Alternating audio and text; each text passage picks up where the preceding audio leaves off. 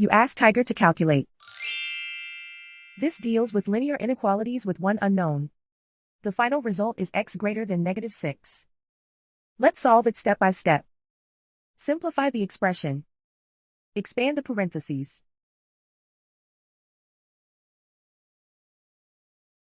Simplify the arithmetic.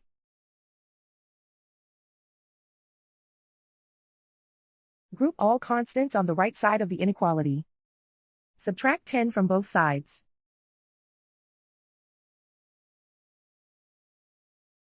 Simplify the arithmetic.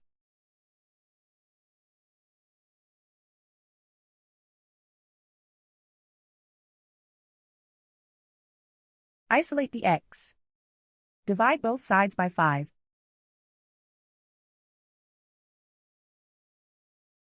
Simplify the fraction.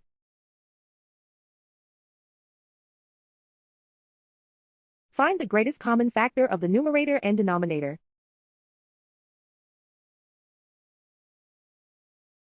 Factor out and cancel the greatest common factor.